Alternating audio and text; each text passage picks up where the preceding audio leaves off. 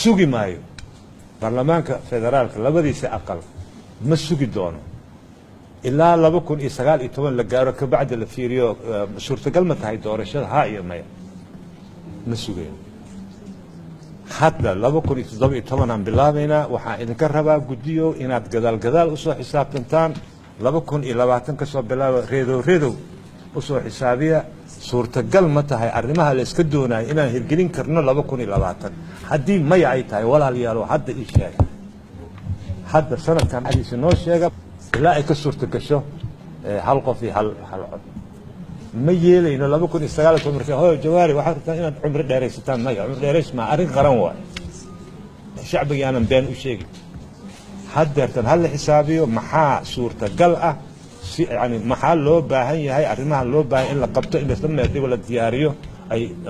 loo baahan yahay haddeer hal sheego imise muddo loo baahan yahay road map lagu soconayo waqti walba meeshii la qabanayo noogu soo sameeyo shintiris noo horkeena shacbiga waa loo sheegaa barlamaan ay leeyihiin aqal sari aqal shacbi ay leeyihiin way ka doodayaan shacbiga meeshuu rabo dhigana cid aan kaga heshiin في الصومال في القرن الماضي ونرجو أن نستعيد السودان الشقيق هذه الدور وأن تبدأها من البرلمان الصومالي. وفي الختام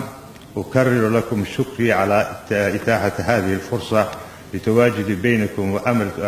وآمل أن تعطي هذه الزيارة دفعة قوية لعلاقات التعاون بين المجلسين في كافة المجالات ذات الاهتمام المشترك وبما يحقق طموحات شعبنا نحو المستقبل الأفضل للجميع. وفقنا الله وإياكم على طريق الخير والسلام عليكم ورحمة الله وبركاته. شكرا جزيلا. runtii maalin weyn oo taariikhi ah in dalkeennu soo gaaro in la isugu yimaado in xaflad lagu maamuusayo sharafta iyo shaqada iyo karaamada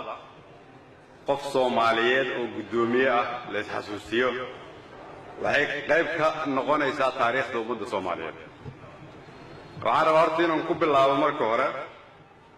intiina fahamsan iyo intaan fahamsanayn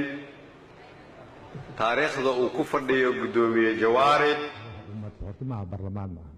magac lagu dhisay waxa way golaha ummadda la yiraahdaa golaha ummadana wuxuu mudan yahay inuu yeesho guri yani u dhigma magaalada madaxda ka dhex muuqda oo aastaan noqda oo lagu dayay inuu noqdo weeyaan burburkaasi wuxuu la mid yahay qalbiga burburee shacbiga burburkaas arna inaan ka soo dhaxbaxno aan wax ku dhisno horta taasoo ku dhigma fadhiga meesha aan fadhino waxa way annaka isgaarsiinay in subax walba markaan meesha tagna sharadeen aan ka waantowno in wax ummadda ay leedahay inaan saa u burburino laakiin haddana waxaan ku dhaaranay annakoo dhex fadhina inaan ka soo baxno oo aan shacbi ahaan iyo golo ahaanba inaan ka soo dhex baxno oo aanu gaarno magaciisii wixii ay mudnaa oo shacbigan uu mudnaa ammaantiisa uu lahaa inaan gaarno subax walba uu maxsuusiyaa idinkana markaa ag maraysan ha idin xusuusiyaa maadaama Jawaari gudoomiyaheenna Allah barakeeyo uu yahay astaanta qaranka horta waxaan rabaa inaan ka codsado dadka hoolkan ku jira inaan u qaadno heesta astaanta qaranka alaala